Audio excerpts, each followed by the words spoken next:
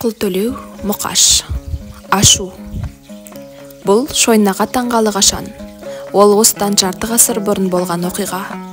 Момын онда тұп-тура 13-тетін. Ұрпақсыз қалу мен қубас атанудың үрейі Бөрібектің жанын жегідей жеп келгенді. Бірақ күндердің күнінде ақ түйенің қарны жарылдау.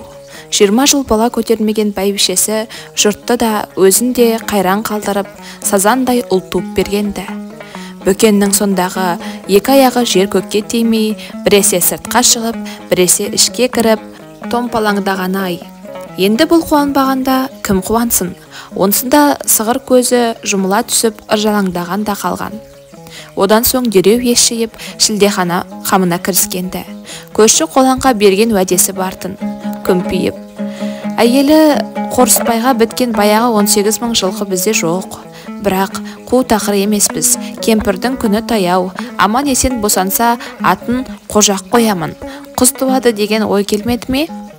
Бас бәйбіше семіз жабағы, екіншіге 2 қозылы қой, 1 көк сәлкені және қосамын. Ат шаптырмасам бөрікек атым құрсын деген. Ауылдың әдемісі өзіммін деп санайтын, әркім біркімге қоқаңдап қыр көрсетіп жүретін болатын. Онысы жөнсте еместі. Сауып отырған 3 биесі мен 30 қаралы аша тұяғын міндет қылатын. Тыраштануы сондықтан. Биыл қайтыс болған Жамағайын інісі Сәдірдің ұлы Момынға қозы лағын бақтырады. Ол бейшара көңілінен шықпай қалса, шата неме деп қамшасын алады. Қытымыр да күйгелек, сонша қатал адам еді. Бұл ауылда Бөрібектің бір шама ұшқырлығы бар. Сұруторы атанған бестісінен өзге аламан бәйге қосатын жүйрік неткен саяқты. Бөкеңе керегі бәйге деген дақпырды да. Оның ойында бас жүлдеге тіккен жабағысы түскенде ішек қарны бір уыс боп кетті. Ат жарысқа сұлу торы түспесе, қойға мінетін кілең жауыр көкшыбық біреуді күйдіріп кетеді-ау деп қапаланды. Бірақ өз қуанышындағы бәйгеге өзі ат қосса, ел не дейді? Осының жайы қалай болады екен деп шалдардан жөн сұрап еді. Олардың біреуі: ойбай бөке, бұл атам заманнан келе жатқан дәстүр, жаңағы жанған алады. Қорыспайдың астында да өз аттары шапқан, қос-қос деп білгішсініп. Сонда ғана бөкеңнің арқасы кеңіп сала берді. Енді атқа мінгізетін баланың ыңғайын таппай дағдарды. Марқұм Сәдірді бәйбішесімен жақын деген сыбысты құлағы шалып күйінетін. Сондықтан да қаршадай Момынды иттің етінен жек көреді. Қамшыға жығатыны да содан еді. Атты оған қимай, иттің күшігінің тақымы бар, қай оңған дейсің деп ойлады. Бірақ басқа кімді мінгізеді? Сақадай сай 10-10 қатарлы ат айдауға шыққанда Бөрібек Момынсыз деді. Елдің көзін ала баланың маңдайынан иіскеп атқа қондырды. Қожағымның тойында Момыным шаппағанда кім шабады деп нығызданды. Айналым 15 шақырымға кесілгенді. Бәйге деген аты болмаса, бұл тай жарыс секілді бірден етін. Тартыңдар, аулақ аруақ қолдасын деді біреу. Бала шаға алтыбақан құруға кірісті.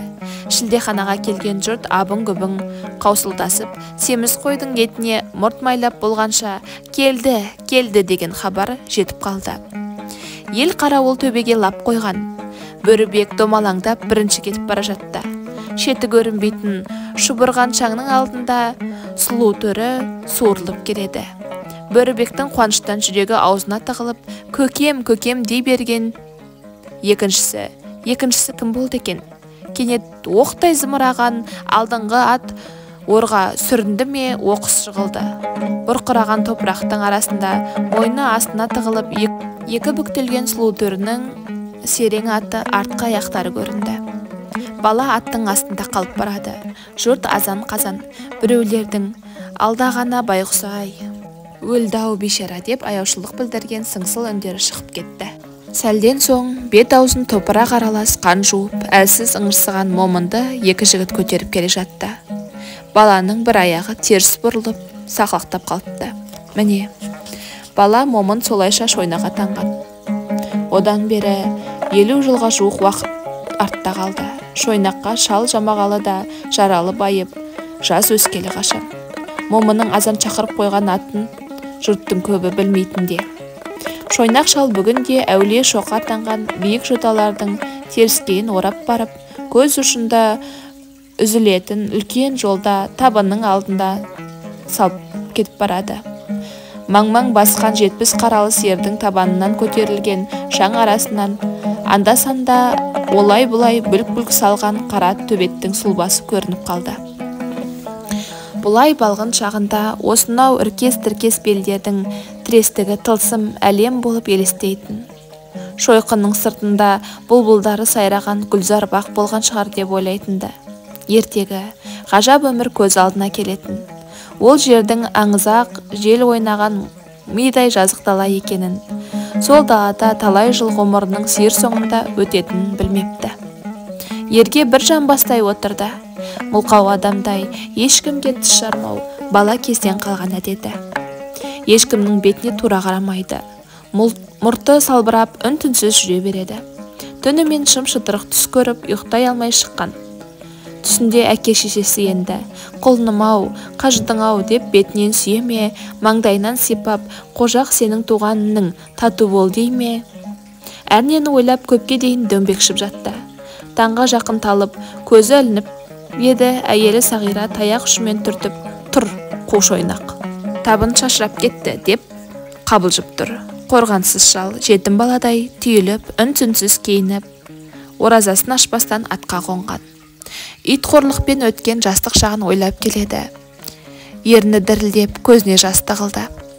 Құрдастары қатарлы шірене тұрып, алды бақанда тебе алмап еді-ау. Бөрбектің атымен кіріп, күлімен шығып, күні өтті. Той-думандарда белді буып күреске де түсіп көрмепті.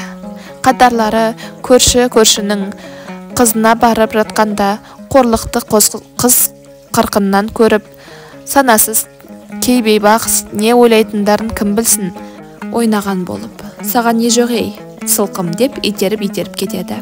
Талай рет осындайдан қорланғандықтан ба, әлде кем бағаланғандықтан ыңғайсыздана ма, момын әйтеуір әйел атаулыдан аулақ жүруге тырысатын. Бұл 30-дан асқанда жана шыған кей жамағайын, әй, қатын саған біз әпереміз бе, әлде осылай қу тізеңді құшақтап, біліп жүре берейін деп бедің, дегенде теріс айналатын.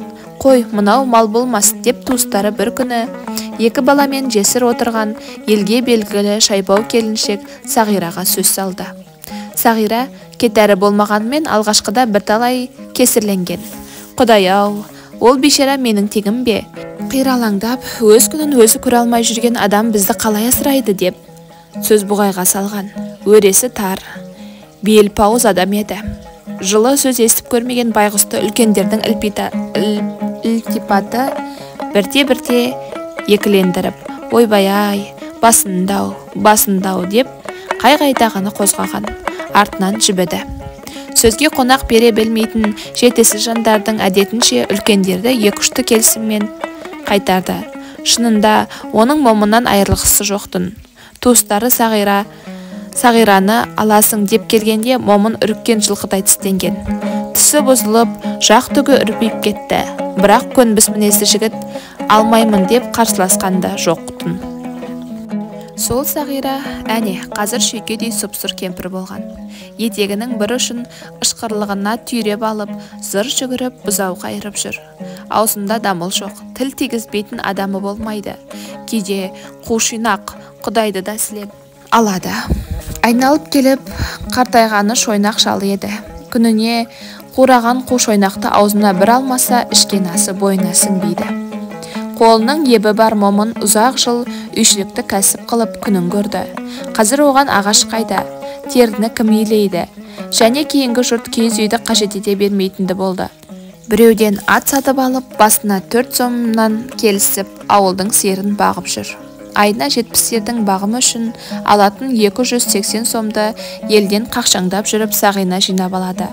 Сол ақшадан шалына тесіктейін ұстатса гәні. Ең аяғы сақалғышқыштың ұстарасы секілді ұсақ түйегінің қажетіне сұрап күміп кеткеннің өзінде қураған қу шойнақ-ау, саған да ақша керек болып па ей? Жатыр ғой әне шашылып, ала бермейсің бе деп дүрсе қоя берсін. Кешке дейін терісіне семай сөйлейсін. Мұны білетін көрші әйелдер шалға жаны ашып, далада қажып жүрсіз ғой деп, кейде қойнына бір шөлмек көк мойынды қыстырып жібереді. Құдай бұған перзент те бермепті. Әйелдің соңынан келген екі ұлдың екеуі де шешелеріне тартқан көк бақа. Момынды адам құрлы көрмейді. Келіндері де шапылдап беттен алады. Шойнақ шал іште егіліп жүре берді, ұзақ жүрді. Кейде бет ауған жаққа безіп кеткісі келеді. Бірақ қайда барып паналайды? Қазір де осындай зілмауыл ойлар еңсесін езген. Ол табынды жайылымға ұзатып салған соң, биік шойқының етегін ала қазып, күркелеп қойған қосына келді. Шапанын шөпке төсеп жантайды. Өмір тізбектері көз алдынан өтіп жатыр. Ғұмыр бойы аш-жалаңаш, кемтар жетім өскендігін ойлап, іші қанжылайды. Жанашыр бар адамы да болмаптау. Құдай мұнша қырына алатындай не жазып еді? Кімнің қарғысына ұшырады? Әлде ата бабасының, әлде әкесінің зауалы тиді ме? Ол өмірінде тұңғыш рет бақытсыздығының сырын іздеді. Тұңғыш рет өзінің көнбістігіне зығырданы қайнаған. Тағдыр мойнына салғанды көтеріп, көрінгеннің илеуіне шыдап жүре беріптау. Осылайша қас қарайғанша тырп етпестен көзі бақырайып жатты да қойды. Әлден уақытта саңлауынан сонадайдағы қара төбеттің шашыраған табынды қайыруға кіріскенін байқады. Қайтатын мезгіл болмапты. Қиралаңдап барып, атқа қонды да сиырларды түгендеп жолға салды. Табын едәуір ұзаған соң тізгін тартып, қосқа қайта оралған. Еңкейіп кіре салып, тізерлей отыра қалып, төселген қалың шөптің арасына қолын жүгіртіп, аузы буылы қалтаны іздеп тапты. Түпке төрдегі ірге тұсқа қарай жасырған екен. Ішінен бір шөлмек арақ пен жарты кесек қатқаннан шыққан. Бұларды дереу қолын созып, аядай қостың шыға берісінде үстел міндетін атқарып тұрған төңкерулі жәшікке жайғастырды. Сөйтіп, өзі де бір аунап жылжып, тар лашықтың аузына қарай шалқая жайғасты. Одан жан қалтасынан бір тал сарымсақ алып, бәкімен әдемілеп тазалады. Қолы дірілдей ұстаған шөлмек тығынын кетік тісімен жұлып ашып, сонадайға түкіріп тастады. Алғашқы тостағанды шіміркеніп ішкен, өзде сонша лақылдатып толтыра құйған екен. Өткір арақ өздегін тілімдеп, ішті бірден жылытып, тұла бойға қан жүгірді. Екінші тостаған арақты ішіп болғанша қостың ішін қою қараңғылық басты. Басы шуылдай бастады ма қалай? Ойда жоқта әлде қашан сүйегі қорап қалған Бөрібектің еске түскені несі? Құлағына Сағираның шаңқылдаған үні шалынатындай. Тыпыршып мазасы кетті. Бір мезгілде өзіне ғұмыры жылы шырай танытпаған қу түрлікке кеудесі қас айырылып лағнет айтты. Қаншық өмір-ай, деді жақ еті бұлт-бұлт етіп. Үшінші тостақанды жартылай ішуге әл жетпеді. Езуден сорлаған арақты күйектей алақанымен ұзақ сүртіп, көзі аларып, едәуір сілейіп отырды да, кенет есіне бірдеңе түскендей орнынан оқыс ұмтырыла беріп көтерілді. Бірақ жалп етіп қайта қонжиған. Астына баса отырған сау аяғы оңбай үйіп қалыпты. Қостан керелеңдеп, зорға шығып атына әрең мінді. Ай төбеге келіп қалған екен. Төбеде түйек-түйек бұлт көшеді. Жауынның иісі білінетіндей, қарашаның қара суығы дірдектетіп тоңдырып жібергенде ғана әлгі күнге дейін бір қабат жеңіл шелпекпен жүргені есіне түскендей. Жағасын көтеріп, қаусыранып, қымтынған болды. Аттың басын үйінің шарбағына үсті басының малмандай су болғанын білді. Бұйығып, мүлтүйіп отырып сезбеген екен. Жауын шелектеп құйып тұр. Қураған қу шойнақ, қайда жүрсің ей? Елді шуылдатып түн ортасы болды ғой. Сағира шаплаңдап аттың бауырына келіп қалған екен. Шойнақ шал көзі шиіркене, мұрты жыбырлап, кет деп ақырда. Бұл оның безбүйрек тағдырға көрсеткен ең алғашқы қарсылығы еді. Кет, деді ол ұшқынып. Бұл бақытсыздыққа қарсы басталған ең алғашқы күрес нышанытын. Кет, бар жоғал, атаңа нәлет. Бірақ өте кеш көтерілген күрес нышаны енді мұнысы 60-тың үшеуіне келгенде ит қорлықпен өткен өмірді қалпына келтіру оңай ма? Әйтпесе, әйтеуір бір көрініс беруге тиісті қарсылық кеште болсын бой көрсетті. Тұла бойда талай жыл бұрын талай жыл бұғып жатқан үлей ашу өре түрегеліп еркінен айырған. Ол тісі-тісіне тимей қышқындап аттан түсе бере дырау қамшымен кемпірдің басынан тартып жіберді. Сағира ойбай деуге шамасы келмей мұрттай түсті. Ақ жаулығы қанға боялған. Милиция капитаны Қожақ Бөрібеков шойнақ шалды қарсыласқанына қарамай машина қорабына желкелектеп мінгізді. Ол момынның өзінің бір әкеден туған ағасы екенін білмейтіндей еді.